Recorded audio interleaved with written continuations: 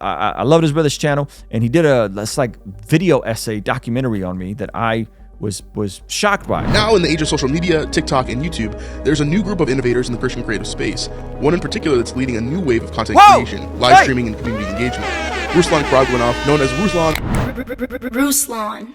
Okay, so this nightlife, I loved his brother's channel, and he did this like video essay documentary on me that I was shocked by. So I started watching it, and I was like, you know what? Let me watch this on a stream. It'd be dope. I'll watch this on a stream with you guys. It's called The King of Christian YouTube Innovation. Who would have thought? I'm shocked that the title and then me in it. All right. Christian creativity often lags behind worldly entertainment. We'll get there, but it takes so long. Better cinematography, animation, and script writing, well, actually, we're still working on that third one, has taken forever to get right. And even in the world of creative entrepreneurship, many would say that this stigma exists there as well. But I think this is a load of crap. Some of the most successful companies in the world were created by faithful Christians following exactly what God led them into. They were obedient. From Chick-fil-A, Hobby Lobby, heck, even In-N-Out, were all started by strong Christian leaders. Not just leaders, but innovators. God. Hey, I've been saying this for so long, and I get so triggered with Christians that just like want to be lazy and slothful and bury their talents and be mediocre when the biggest companies, some of the biggest companies are built by Christians. Some of the leading innovation is from the church. And he's mentioning folks within the last 50 years. We could talk about the millennial. We're talking about sciences. We're talking about art. We're talking about all these different things, right? Led them to create a new way of doing business, a new way to create, a new way to market. Now, in the age of social media, TikTok, and YouTube, there's a new group of innovators in the Christian creative space. One in particular that's leading a new wave of content creation, live streaming, and community engagement. Ruslan KD, known as Ruslan or Ruslan KD. Shout out to him for getting my name right, Ruslan KD. You were close, my brother, but thank you. Has been a pioneer for Christian creatives and continues to make his mark on YouTube and other platforms. From the music he started with or the heated debates and often hot takes, Ruslan has never been shy to share his opinion with the world. Ain't that the truth? For better or for worse. Ain't that the truth? That's one of the major things that set him apart, allowing him to share his biblical theology at the same time he encounters the culture and keeps up to date with what the world is doing. Unlike the norm of Christian media, Ruslan is on the cutting edge of what's popular and trending right now. While other Christian channels take their time and see how things play out, Ruslan often acts as a speedboat in a sea of ocean liners. Woo, I like that. Well, hold on. Where did you get this photo? Hold on, bud. Wait a second. First of all, that illustration is ill. A speedboat in a world of ocean liners. Ain't that's the bar. Now, second of all, where did you find this? Did I share this? This man really did some serious recognizance. I'm shocked that this is freshman year. Gosh, look how much lower my hairline was back then. I mean, it was still really high on this part, but on the sides, man, look how close. This makes Ruslan KD the king of Christian innovation on YouTube. Oh! Currently at about 300,000 subscribers, Ruslan is the top 1% of the 1%, especially when it comes to Christian creatives. But obviously, this wasn't always. Wait, the orange line is, wait, what is that? Ruslan is the top 1% of the 1%, especially when it comes to Christian.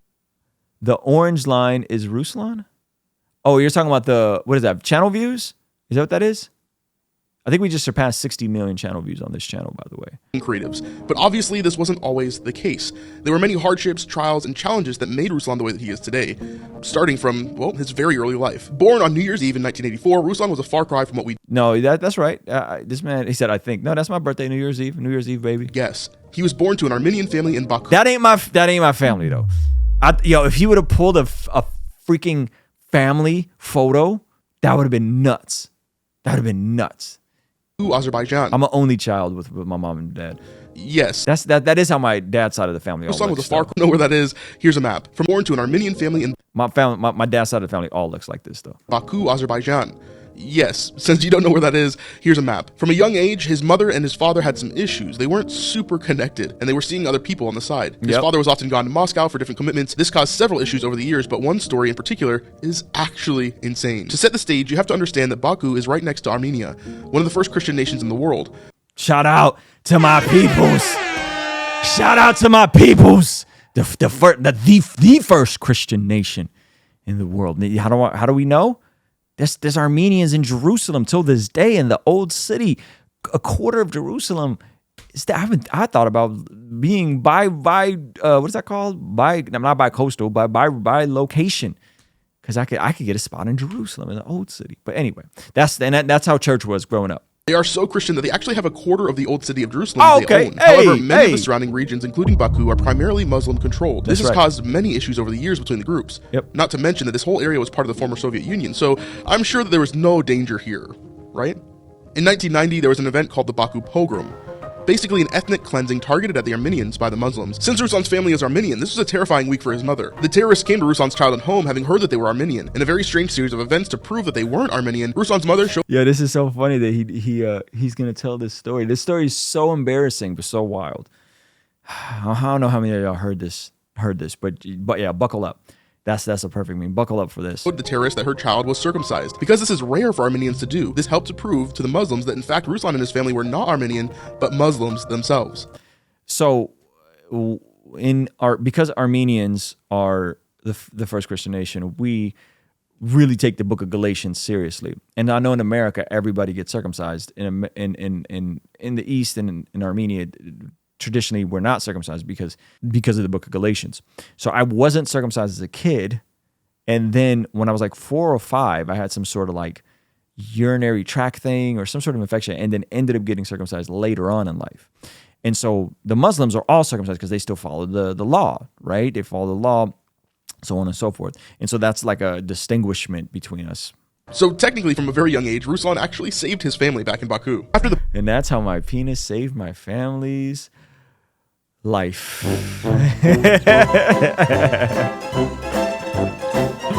No, I'm joking. That did happen though. They pulled up to our house, and my mom showed them my. Pogrom and all the escalation of everything that happened in Baku, Ruslan's family had mostly left the area. His mother and him eventually went to Moscow, and then to America, more specifically California. It was here that Ruslan's story truly takes shape.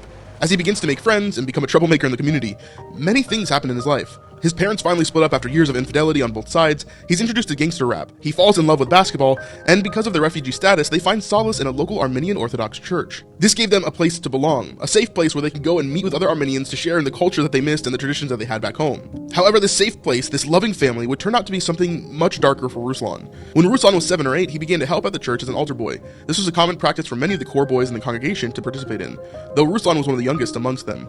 By this time, his mother had stopped attending the church due to the nature of the divorce between her husband and her. The older teenage altar boys ended up taking advantage and abusing Ruslan. Not only that, they tried to spin the story to make it seem as though Ruslan was the one who initiated the abuse. Obviously, a horrible, horrible event. These other boys were 13, 14, 15 years old, and they completely took advantage of Ruslan. It makes me think of what kind of influences they had in their lives. Unsurprisingly, this brought Ruslan to a place where he sought out other ways to express himself and new communities to be a part of. After all, this was his first experience with church and his first introduction to what a church family was supposed to be. A very dark one at that. After this point, he would consider himself an atheist and no longer pursue God. Yeah, this man knows my whole life. This is crazy. Things started to spiral from here. He immersed himself in gangster rap, following this new lifestyle he's being preached, losing his virginity before the age of 12, starting to smoke weed and drink, breaking into houses, and arrested at the age of 11 trying to steal money to bail out his gang leader. Oh yeah, I don't think I mentioned, he got jumped into a gang when he was like 10. As part of his punishment. Yeah, that was trash. That was not fun. Anybody that tries to make like being a gang thing cool it's not lit. Hey, you want to see something crazy? 67% of the people who watch this channel are not subscribed. Do me a quick favor, make sure you hit that subscribe button so you stay up to date on all the videos here on the Blessed God Studios channel. Being arrested, Ruslan had to do community service, which he did at a neighbor's Black Baptist church. His neighbor Cherie had just been saved after going to jail. Cherie is in the chat right now. Cherie and Charles hooked me up for the community service. It was fun. Herself, so this was the perfect opportunity for him to serve at this church here. Although quite a bit different than his Orthodox background, these folks really spoke over Ruslan's life and preached the gospel to him every chance they got. While they didn't change his views immediately, the seeds definitely were planted here. However, before things could get better, they got worse and worse. Ruslan continued down the path he was on and eventually led him to almost getting stabbed by a middle school friend. It seemed as though all the bad decisions that he had made over the years were catching up with him, and people were after him. He needed something new, fast. By God's grace, they moved again to Vista, California, near Oceanside. This gave him the That's so funny. I just moved back to Vista, California. I was in San Marcos for a while, and yeah.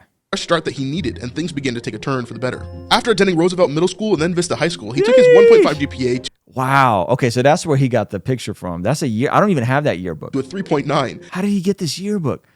How did this man get this yearbook, bro? I don't own this yearbook, and that's my wow. And changed his focus from break-ins to basketball. And he was actually pretty darn good. Until he wasn't. Sophomore year, he got kicked from his JV team, and over time, this began to make sense. That's my basketball team, the Panthers. Wow. Wait, is that the freshman year photo? In my mind, I'm going to be a professional basketball player, right? Because like that's what they told you. You can do anything you set your mind to. No, you can't. No, you can't. Okay.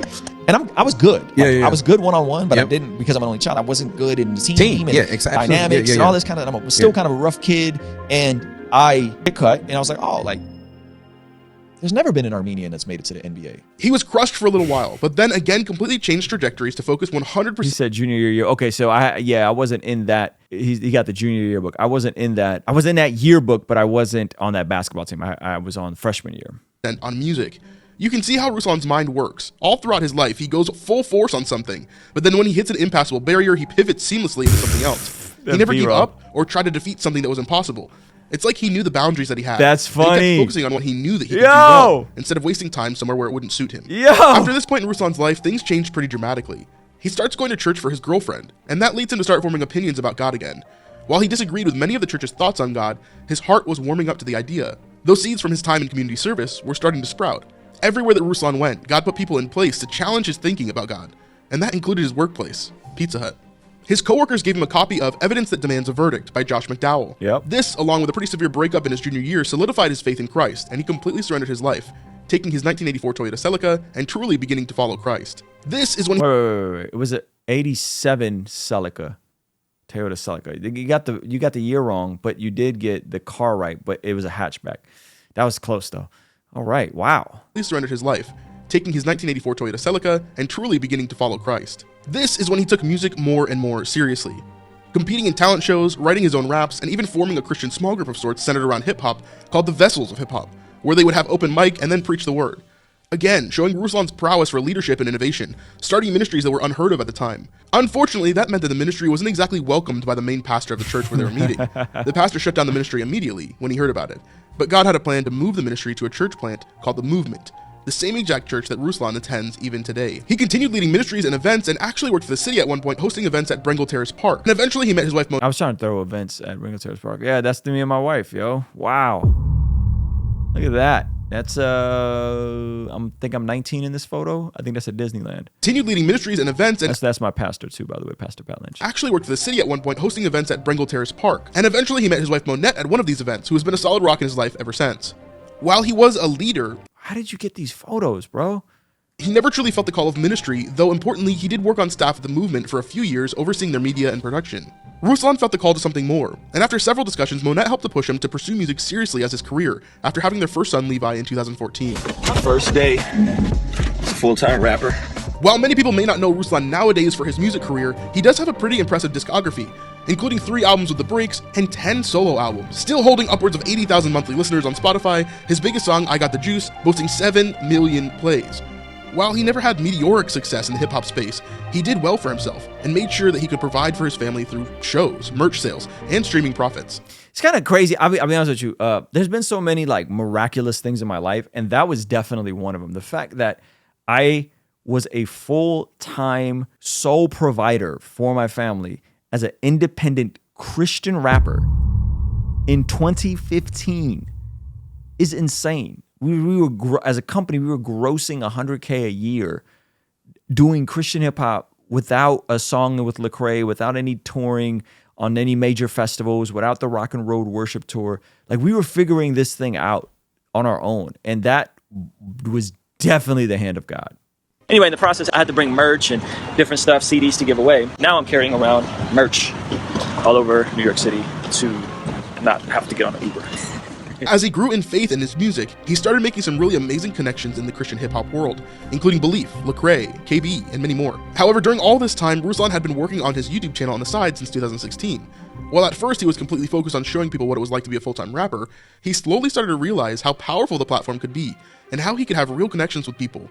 Over time, his life and content became less and less about Christian hip-hop or the rap scene, and he began to integrate culture in a new way, and he started developing new strategies as well. The timing for Ruslan was perfect. He had been dabbling on YouTube for almost 4 years and had been trying to take it more seriously when COVID hit in 2020. For many creators, myself included, this was a catalyst for growth, and Ruslan worked hard to take advantage of the situation. They're saying New York City's first. Hey, You want to go to the gym? You need to bang bang. You want to go to the grocery store? You need to bang bang. You want to go here? You need to bang bang. As his community was growing and he was learning more and more about YouTube, he came up with a system that changed everything for him. While most creators struggle to put out one piece of content per week, this new system allowed Ruslan to create dozens of videos if he really needed to. What it's doing is, one, I'm using the platform the way YouTube wants me to use the platform. They're competing with Twitch. They want to go more in on live. I'm also getting And he really dug up some videos. This is crazy. 8 videos done in one setting. So I'm literally hitting multiple topics in one setting, and I can use the YouTube editor to chop those down and create more content. This, along with the boost from 2020, allowed Ruslan to reach new heights and truly grow his channel exponentially, going from 15,000 in early 2020 to 44,000 by the end of the year. This All right, the fact that he knows those exact numbers is really impressive. But he is right. It was about 15,000 to about 44,000 by the end of 2020. growth was amazing, and he kept improving on the systems he put in place for his channel, seeing what worked and then taking that to the next level. After growing year after year, he's poured probably close to $100,000 into his studio. Yep. We're this new studio for sure. And it's designed perfectly for what he wants to do. Because of his daily live streams and the sheer amount of content he started to put out, he realized that he had to broaden the scope of his channel to a more generalized audience. This way he could still speak on biblical subjects that he loved, but it would be attached to a different viral or newsworthy moment. I didn't think I'd be waking up this morning and talking about celebrity pastors and masturbation. Yet here we are. This allowed his channel to be more discoverable. He also realized that he couldn't use absolutely everything from these streams. However, he could use the unused footage as value for his inner circle of Patreon. Every mistake, discussion with the chat, or silly authentic moment was now available for his patrons to see. This was one of the major keys that Ruslan used to unlock his current status on YouTube and begin to make multiple six figures in this new career. His Patreon community are his most hardcore fans, and they get exciting perks by supporting him over there. But this also gives him a source of revenue that doesn't rely on the fickle nature of YouTube overall. I'm back on YouTube. If you didn't know, YouTube unfortunately gave me a community strike, suspended me for 7 days. At every turn, I see as Ruslan is adapting and changing his strategy for YouTube, while continuing to do the mission that God has asked him to since the beginning. He's immersing himself in culture so that he can have a voice in culture, even appearing on secular podcasts and clearly sharing the gospel in places that most would be terrified to. What would be your best argument for Destiny about how he should confront his atheism and switch it up? The best. How are we going to crack this off? I hold to pointing people to the resurrection. I think the resurrection is the best argument for the Christian faith. I think the resurrection is a historical event that split history in two. I think the secular historians would agree on a couple of points: that Jesus was crucified under Pilate, that the tomb was empty, that the women found the tomb empty, that they told the disciples, they were convinced. While I don't agree with Ruslan about everything, I can see how God continues to use him in these unique ways, giving him more and more opportunities to be the hands and feet of Jesus in the world. Recent. I look forward to seeing where that leads him, and I'm glad that we have creatives like Ruslan to hopefully inspire the next generation of Christian content creators. Today, Ruslan is focused entirely on his YouTube channels. He has his main channel, his second channel, Bless God Studios, and also a third channel talking completely about how to succeed on YouTube. His goal is to contextualize the gospel in culture, and I think he's doing an amazing job with that. However, I don't think that he's done with music just yet. I think he's always been his passion, and he'll continue to do it as long as he can.